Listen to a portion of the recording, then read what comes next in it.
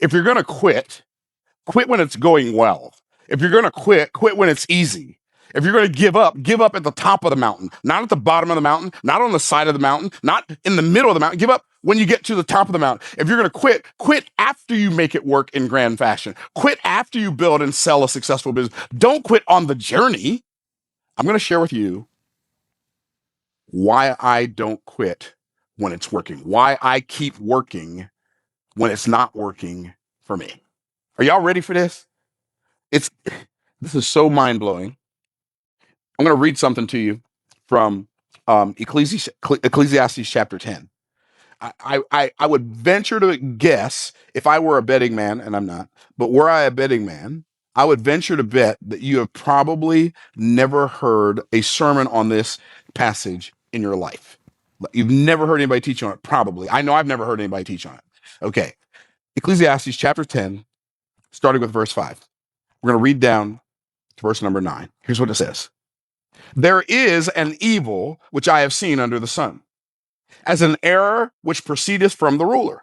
Folly is set in great dignity, and the rich sit in low place. I have seen servants upon horses, and princes walking as servants upon the earth. He that diggeth a pit shall fall into it. Whoso breaketh a hedge, a serpent shall bite him. Whoso removeth stones shall be hurt therewith, and he that cleaveth wood shall be endangered thereby. What? Let's go. Here's the problem. People will start working on something because they have this grand vision in their mind. And they think, when this happens, it's going to be great. And it doesn't happen as fast or as smoothly as they thought it should happen, and then they quit. The reason I keep working when things aren't working, and I'm using that tongue in cheek, aren't working, when they seem to not be working, is because I understand how it really works. It's yes, there's danger involved, there's risks involved. But even though there are risks involved, I'm going to work when it looks like it might not work, if when it does work, it's worth it. See, if the downside is limited and the upside is unlimited, that is a chance I'm always willing to take. And see, there are people who are not willing to take a chance on an unlimited upside because they're so afraid of the limited downside. Now, if something has a limited upside and an unlimited downside, I'm just going to ignore it. It's not even worth looking at. For me, if something has the potential to make me go back to ground zero and start over from scratch, I'm not even going to look at it unless I'm already at ground zero. Then it doesn't matter. See, it's interesting. You remember the parable about the talents, right? The master comes to his talent. We're going to call him an employee. The employee comes to his employees. He says, I'm going on a long journey. I need you to manage my money while I'm gone. He gave one 5 talents.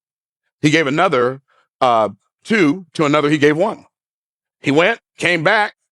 This is in Matthew chapter 25 for those of you who want to go read it later. He went away, came back. When he came back, the one he gave 5 to said, while you were gone, I gave your money to the exchangers, and I've turned your 5 into 10. Here's your 10. The one that got 2 said, oh, you remember that talent you gave, the 2 talents you gave me? Yeah, I took it, I put it in the exchange, and I traded it, and when it came back, I've got 4 for you. Would like to have done more, but I got these 4.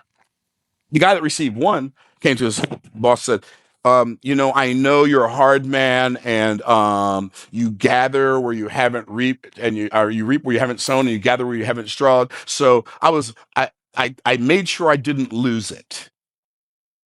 And because I was afraid, I buried it in the earth. And here, you can have your talent back. He said, wait, time out. You knew I reap where I haven't sown? You knew I gather where I haven't strawn?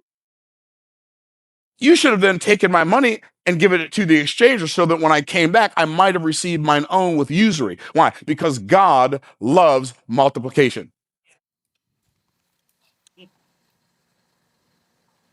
Now, here's what's interesting about that whole story. Who had the most to lose, the guy with 5 talents or the guy with 1? The guy with 5. I am telling you, this is one of the most strange phenomenon in the world. Phenomena in the world. Phenomena. Don't do it, Myron. Don't do it. I just started thinking of these little children's cartoons that I used to watch when I was a kid. I'm like, what's going on? Okay, so here's what's amazing: the people that have the most to lose are the least afraid to lose it, and the people that have the least to lose are the most afraid to lose it. It's just like that today. Yeah, man, that seems like a scam, bro. I got some bad news for you. You grown and broke. You already been scammed. You're a full-grown adult and broke, and you worried about somebody scamming you. What they gonna get?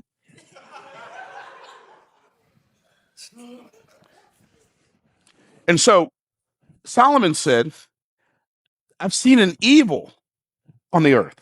What's the evil? I've seen uh, an evil which I've seen under the sun, and an error that proceeded from the ruler. Folly is set in great dignity. There are people who are more successful than you, who are less talented than you. There are people who are more successful than you that are not as smart as you. There are people that are more successful than you who are less skillful than you. The difference is uh, servants upon horses, princes walking as servants upon the earth. Why? Well, I believe the next verse tells us, he that diggeth a pit shall fall into it. The risk associated with preparing to build something scares people away. It says, he that breaketh a hedge, a serpent shall bite him. Is This is really fast. This whole story is really fascinating to me. He that diggeth a pit shall fall into it. Whoso breaketh the hedge, a serpent shall bite him. Whoso removeth stones shall be hurt therewith, and he that cleaveth wood shall be endangered thereby. So let's talk about, okay, you're digging a pit. If you fall into the pit, what could happen? Well, you could break your neck. You could break your arm, you could break your leg, depending on how deep the ditch is, right? So it's like, I don't want to dig a ditch that might end up causing me to fall into it and break my neck. And digging a ditch is really an interesting, it's really an interesting analogy to make. So if you read King Solomon, so if you go read 1 Kings chapter 3, you will see that Solomon asked God for an understanding heart to discern judgment. God gave Solomon wisdom and understanding greater than all the kings that were before him, greater than all the kings that came after him. And the next chapter says that Solomon wrote 3,000 proverbs and his songs were 1,005. 3,000 proverbs. I want you to think about that. So in our modern day vernacular, that would be like Instagram post, Facebook post, Twitter post. Do you have 3,000 Instagram posts, Twitter posts, right? And you wonder why nobody knows about you. Because the wisdom that you have, you're not putting out into the marketplace for the world to find. I'm telling you. Okay, so our business has done millions and millions of dollars in sales. And guess what? This year, we spent $0 on advertising. Why? Because we've written 3,000 proverbs and our songs are 1,005. Are you tracking? All I do is put content out that helps people. I don't have to go look for them. They come looking for me. Do you have any more? Do you have any more? Do you have any more? Anybody can do that. But see, unfortunately, because we were programmed in a Western society where some previous historical business moguls didn't understand that winning is not a zero-sum game, they built manufacturing plants to make the stuff that they were going to sell to the consumers. And then they built manufacturing plants for the workers to come work in their factories, and they call them schools. Oh, that's a historic fact. That's why the Rockefeller Foundation, the Carnegie Foundation, they contribute so much money to the educational system.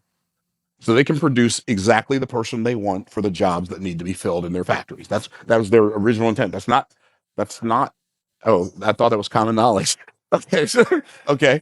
And so here's the problem though. Because we've been programmed to have a job, we think that the 11th commandment was thou shalt have a job with benefits, right? That's what we think. But the reality is There's nothing wrong with having a job, but it creates some issues inside of us. We become dependent on someone we don't know to make sure that we and our families are provided for. That's one. But the other problem is we get addicted to a paycheck. And we become so addicted to a paycheck that if it doesn't make us money instantly, we don't want to do it. And so when you're when you're doing your writing your 3,000 proverbs and your 1,005 songs, maybe you don't make any money at all until that 1,005th song comes out, right? And see, we want to sow today and reap today. That's not the law of the farm. The farm don't work like that. We got drive through restaurants, drive through banking, drive through dry cleaners. We got instant microwavable meals, instant this, instant that. Everything's instant, drive through, and microwavable. So we want instant drive through microwavable success. It doesn't work like that. This ain't that, y'all. And so the reason I keep working when it's not working for me is because I know that I'm bigger than it. And I know that if I'm not afraid of the risk and I keep on going, like when I was broke, you lose everything. That's okay. I haven't had anything most of my life. I'll be all right. Right. And I did, I mean, for the most part, went from being really, really rich to being really, really poor for a number of years. But the reason I became poor is because I lost perspective. It wasn't because, and I didn't become poor. I became broke. I was, I didn't have any money for a short period of time. I was, I was in transition. I was in transition. I was transitioning from not having no money to having some money. Okay. So, the interesting thing about that is I just lost perspective. I lost perspective of truth. And I started getting meaning from circumstance instead of giving meaning to circumstance. Are you picking up what I'm putting down? And the whole word circumstance is really fascinating anyway, isn't it? Because the scripture says a wise man's eyes are in his head. Think about that. A wise man's eyes are in his head. What can we ascertain from that? Well, we don't see with our eyes. We see with our mind. Our eyes are just one of the tools our mind uses to see.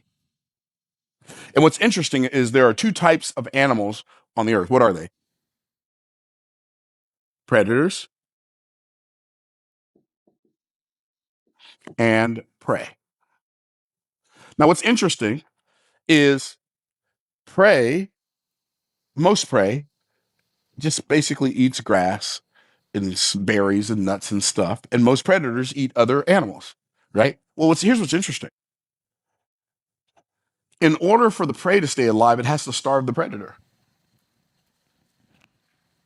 In order for the predator to stay alive, it has to eat the prey. Here's what that means. Somebody got to go. Okay. Now, you can tell when you look at an animal, you can tell by looking at them at a glance whether they're predator or whether they're prey. How can you tell? Where their eyes are located. Where their eyes are located. Predators have their eyes in front of their head so they can see what they're pursuing. Prey have their eyes on the side of their head so they can see what's pursuing them. So if you take your hands, if you take your fingers, everybody take your fingers like this. Take your fingers like this. Even on YouTube, take your fingers like this. I'm watching you. I'm not really watching you on YouTube, but I'm pretending I am. Okay, take your fingers like this. I want you to look at both fingers.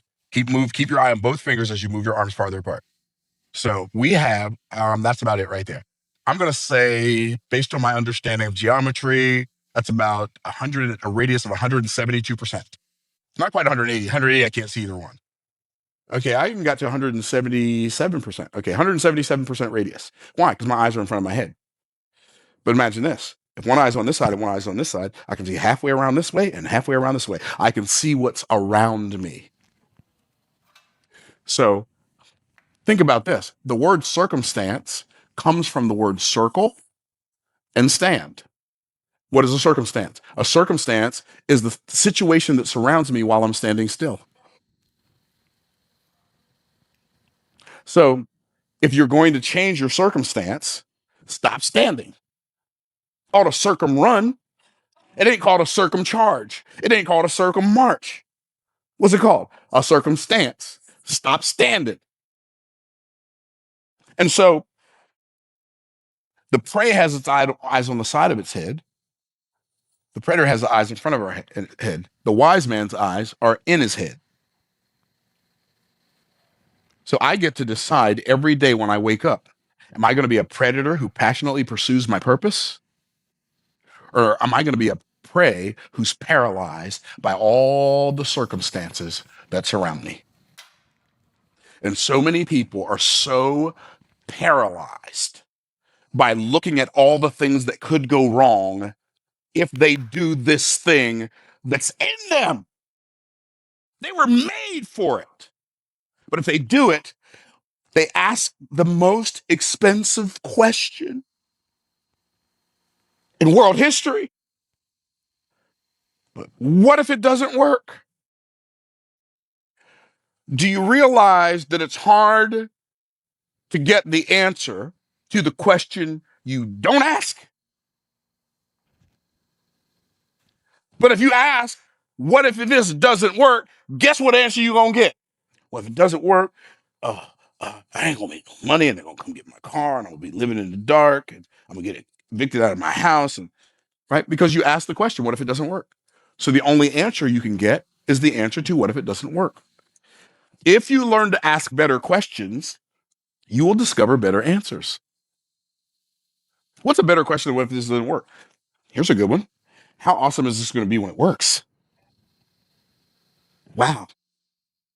Wonder what neighborhood I'm going to live in when it works. Wonder what kind of car I'm going to drive when it works. Where would I like to go on vacation when this works? Would I like to fly private when this works? Are you tracking? So when you ask better questions, you get better answers. And so because there are princes walking as servants upon the earth, and folly is set in great dignity, and the rich sit in low place, because he that diggeth a pit shall fall into it. So those are some of the dangers. Breaketh a hedge, and serpent shall bite him. Well, what's the problem with that? Well, the serpent bites you. One thing we know gonna happen: if the serpent bites you, it's gonna hurt, right? And if it's a venomous serpent, you're gonna get sick. If it's venomous enough, you might die. So because I might fall into the pit, I'm not gonna dig it. Because I might get, when I'm clearing this area, there might be a snake in there. And I'm gonna be honest with you now. Okay. So there. That was a good accident. Okay. So I'm a golfer. In Florida, here's what we have in the woods. Everything. Everything. We got alligators in the woods. Not just in the water, they're in the woods too now. I've seen them in the woods. Okay, we got alligators in the woods. We got bobcats in the woods. Wild hogs in the woods. I mean, depending on what part of Florida, panthers in the woods. And my least favorite of all, snakes. My chances of seeing a panther in the woods are good. Woods are green. I'm colorblind, but I can tell that black panther ain't green. Right? My chances of seeing a wild hog in the woods pretty good. Even an alligator, they're really big and lethargic and kind of clumsy-ish on land. I can see it probably before it sees me. But a snake? That joker could be sitting right beside me licking his chops, and I don't even see it. So, the concern about serpents, I get it. I'd rather be 5 feet from an alligator than 5 feet from a snake. 8 days a week, twice on Sunday. So, it's not that the potential danger is not real. The potential danger is real. He that breaketh the hedge, the serpent shall bite him. He that removeth stones, shall be hurt therewith. You might drop one on your foot, break your foot. You might be putting one up on top of something and drop it on your head and get a concussion. Like when you're working on something, here's what we're learning from this. Work has risk associated with it. If you don't do the work because you're afraid of the risk, you will never get the wealth that only the work can bring. So it's not that we should ignore risks, because the scripture says, the wise man foreseeth evil and hideth himself, but the foolish pass on and are punished. So we don't want to be stupid about it. What we want to do is we want to measure the risk, and then we want to calculate whether the risk is worth the reward. And if the risk is a limited downside and the reward is an unlimited upside, I'm jumping on that train every time. As long as that train is going in the direction of my purpose. Are y'all tracking? Because, by the way, making money should not be the primary determining factor of whether or not you say yes or no to a business opportunity. Because all good money ain't good. You can make some good money doing some bad things. You can make some good money doing some things that are filled with hassle that are not bad. They're just filled with hassle. I don't like hassle. So you know what I do? I don't do those things. I don't like doing bad things. I'm not, oh, but this thing can make you so. I get that. Brother man can't be, I can't do it. So then it says, he that moveth the stone. Now here's the parallel that I saw. When I'm reading this, I'm thinking, this is amazing. This reminds me of the first command, not the first commandment, the first command. It says, he that removeth stones shall be hurt therewith, and he that cleaveth wood shall be endangered thereby. What's going to happen? Well, you can be cleaving wood, chopping wood with an axe, right? And you get a splinter in your eye or in your hand, or the axe head could come off and hit you in the arm or the leg or the foot. There are dangers associated with work. That's why it ain't called play, but there's dangers associated with play. We just have to evaluate whether or not the risk is worth it. And see, some of us won't even risk hurt feelings enough to make an offer to somebody to make their life better, and it would be good for them and profitable for us. Because we are so internally fragile that if somebody says no, we feel like we've been rejected by our 7th grade boyfriend or girlfriend, right? Am I telling the truth? It's like, I don't like the way that feels. I didn't have a 7th grade girlfriend. I like girls, but I didn't think they liked me, so I just left them alone. Like, this is too much hassle. Okay, anyway. It's really interesting that the first command, wow, why does that keep happening? The first thing that God ever said to man, was, like, this is the first conversation that God had with a human. Be fruitful, do multiply, do replenish the earth, and subdue it. And then have dominion. Now, here's what he said. Be, do, have. That's the formula. The first success formula in world history. Be, do, have. Here's what it means. Don't be, can't do, can't have. Be a little, do a little, have a little. Be a lot, do a lot, have a lot. Are y'all tracking? Now, you say, what does this have to do with this? Well, when I'm reading this, I'm thinking about, what do you dig holes for? Dig holes for preparation. Maybe you're going to build a building, you dig a hole to pour a foundation in. Maybe you're going to plant some seed, you dig a hole to put the seed in. Maybe you're going to plant a tree, you dig a hole to put the tree in. You track it? So when you're digging a hole is preparation. You're preparing for something. And so, because for a lot of people, they won't prepare for their assignment because of the time cost associated with it, the money cost associated with it, or the stigma cost associated with it. And so they don't prepare. And so when their time comes, they're not ready. In fact, I think it's in chapter 9. Here's what it says in chapter 9.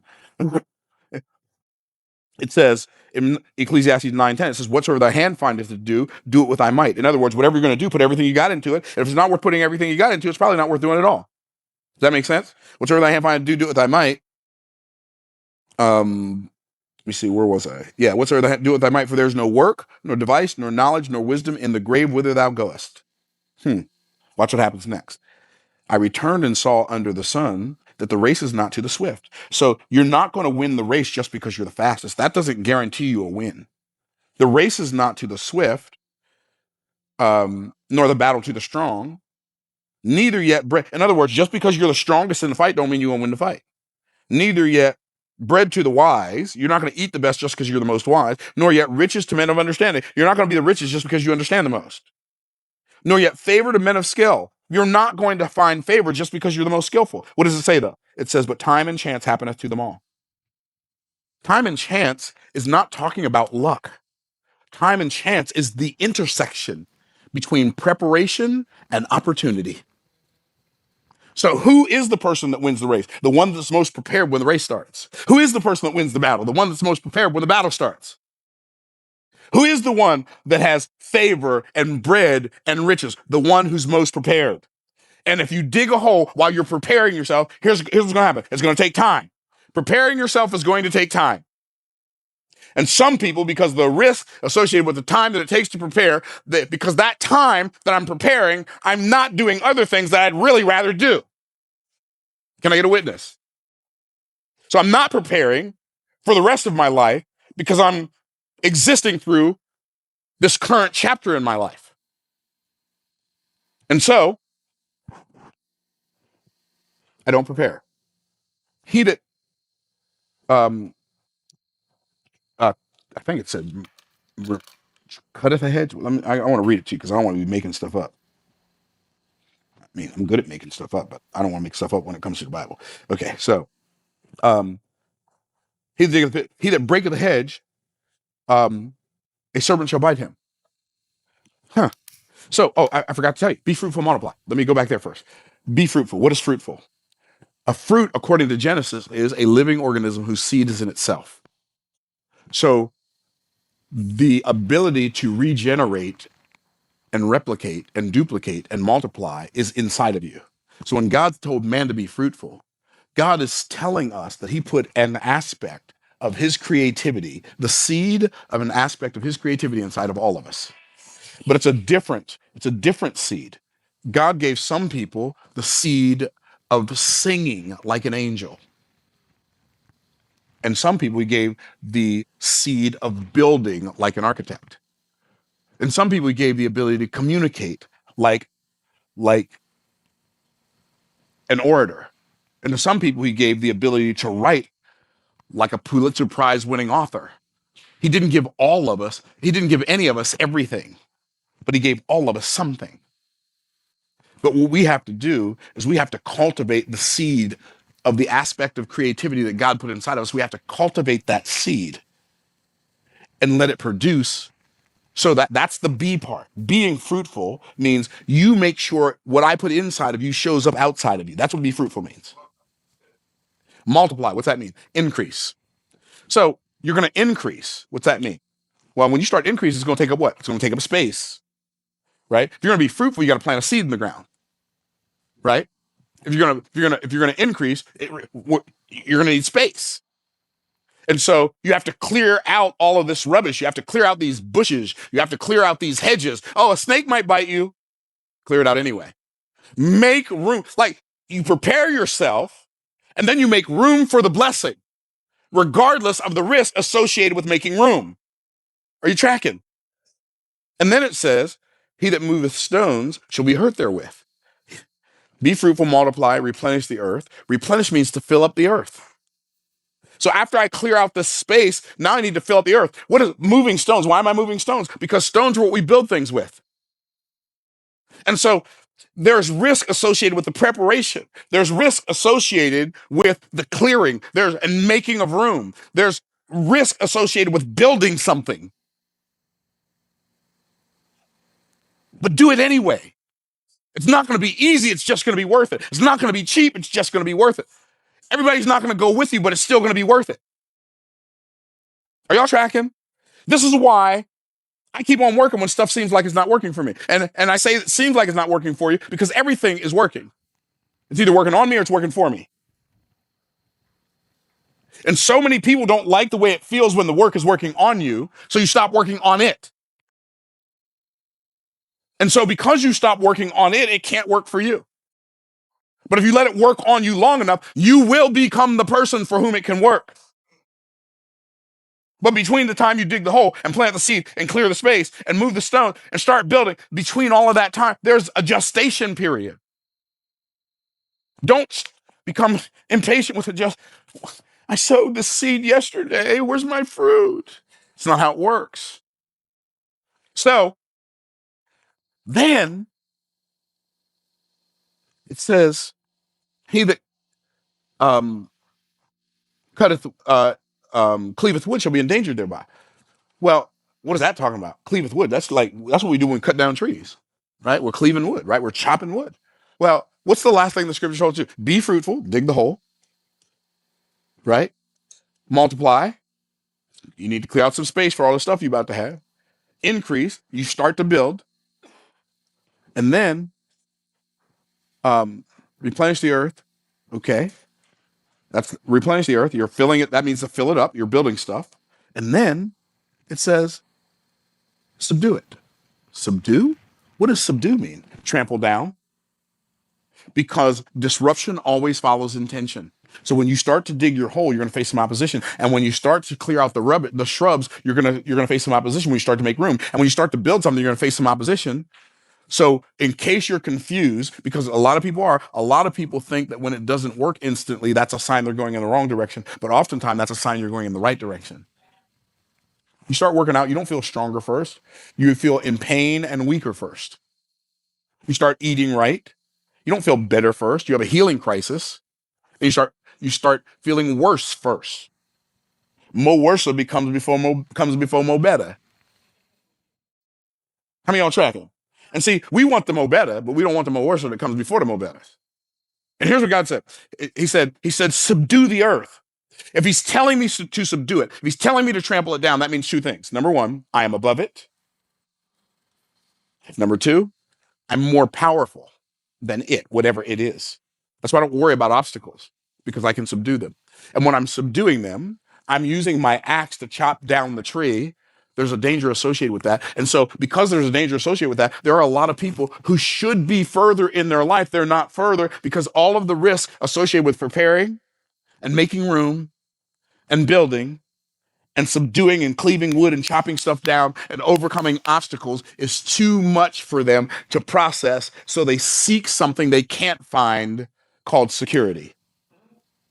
In the words of Helen Keller, security does not exist in all of nature. Neither do the sons of men as a whole experience it. Life is either a daring adventure or nothing at all. Benjamin Franklin said, if we seek security, we have no independence. Robert G. Allen said there are two doors in life. One is marked freedom, the other is marked security. If you choose the door marked security, you get neither. If you choose the door marked freedom, you get both. If you go through life hyper avoiding every risk, you are also hyper avoiding every reward.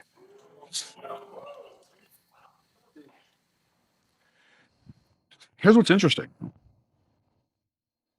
While I'm digging holes and preparing, while I'm clearing out hedges and making room, while I'm moving stones and building, while I'm cleaving wood and clearing,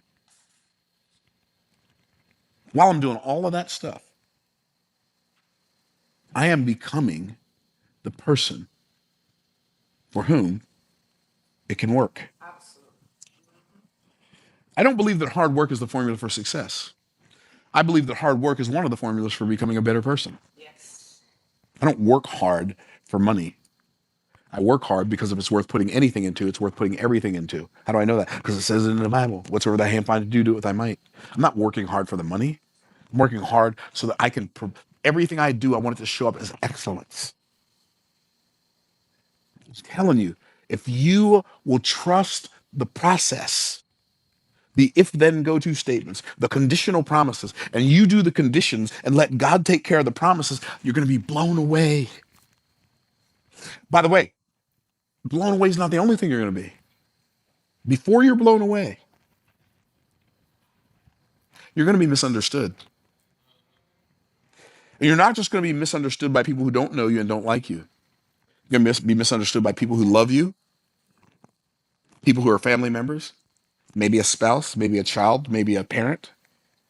Maybe your best friend's going to misunderstand you, but you're going to be misunderstood.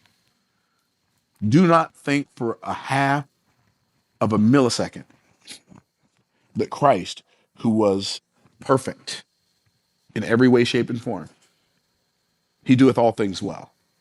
Such an high priest became us who was holy, harmless, undefiled, and separate from sinners, who needeth not daily as those high priests to offer up sacrifice first for his own sins and then for the sins of the people. This he did once when he offered up himself. If he's all that and he's misunderstood, why are you tripping?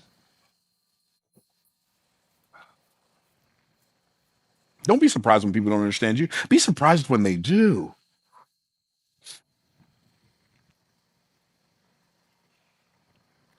I'm telling you, some of you are really, really close, and it doesn't feel like it.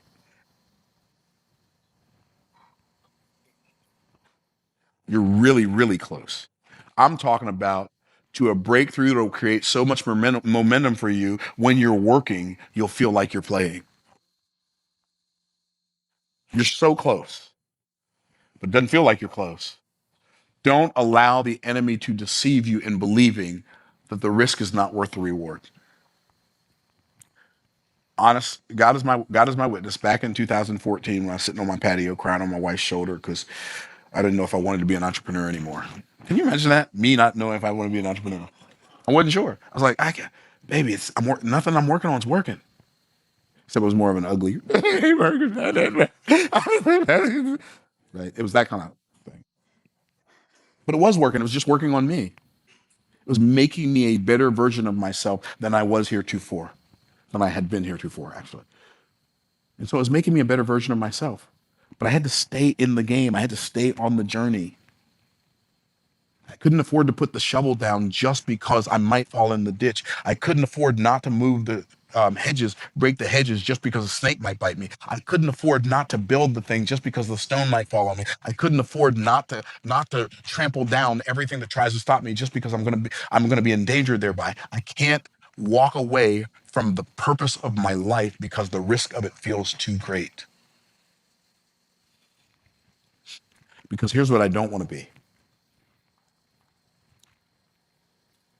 When the Lord comes back and calls me to him as his servant, I don't want to say, I want to say, that 5 talents you gave me, that 2 talents you gave me, I turned it into 2 more, I turned it into 5 more. Here's what I don't want to say. Because I knew you were a hard man, and you gather where you haven't strawed, you reap where you haven't sown. I buried your talent in the earth, and here you can have what's yours. I don't want to say that because I don't want to hear you wicked and unprofitable servant. You knew. But even though you knew, you didn't do what you were supposed to do, even though you knew. I don't want to be that guy. So every time you read this from now on, you'll see it different. How many of y'all, honestly, you never heard anybody teach on this passage before, have you? Have you? No, no. I'm like, this is so good. I'm like, this is so good. There is an evil which I have seen under the sun as an error that proceedeth from the ruler. Folly is in great dignity. Why? Because they were foolish enough to take a chance on something that shouldn't have worked for them. It should work for you, but they did it.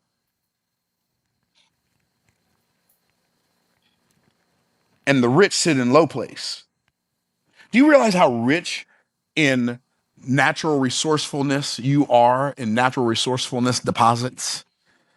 People say, we're running out of natural resources. No, we're running out of people who are resourceful.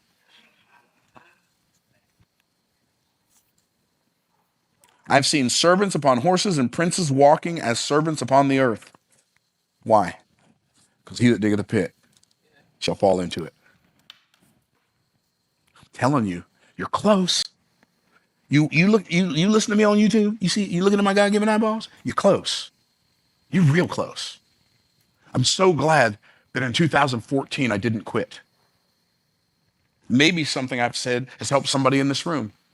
It wouldn't happen if I would have quit. Maybe something I've said has helped somebody out there on the interwebs. It wouldn't happen if I had quit. And the people that you've been sent to serve in the future, if you stop working passionately, pursuing your purpose, when they get to that place in their life where you were supposed to impact them and you're not there, you fumbled on the 5 yard line. Don't give up. I almost gave up. This is not coming from somebody who's never been through anything. I almost gave up. I'm like, I don't know, man. I'm tired. I was young and had a lot of energy when I got started on this thing. I'm tripping now. I'm young still ish, 62 years youngish, right? But I was tired. I had already built something up and it was going great. And because I mismanaged it, keeping it real, I'm gonna take full responsibility. I mean, yeah, we had some circumstances, we had some situations happen, but if I had acted like circumstances happen, situations come up, then I would have been ready and I wasn't ready. I wasn't prepared when time and chance came. I wasn't ready. Abraham Lincoln said, I will prepare myself and perhaps my time will come. Myron Golden says, your time gonna come whether you prepare yourself or not. If you're prepared when your time comes, it will reveal you. If you're not prepared, it will expose you. Don't quit. Make sure that your life turns into a reveal, not an expose. I hope this blesses you, like in a really, really big way. But I'm telling you one more time, don't quit. You're almost there. And even if you're not almost there, you're closer than you were last year, and you're closer than you were yesterday. Stay on the journey. Take the risk that's worth the reward, but make sure you count the cost. Stay blessed by the best, my people. Peace out, Cub Scouts.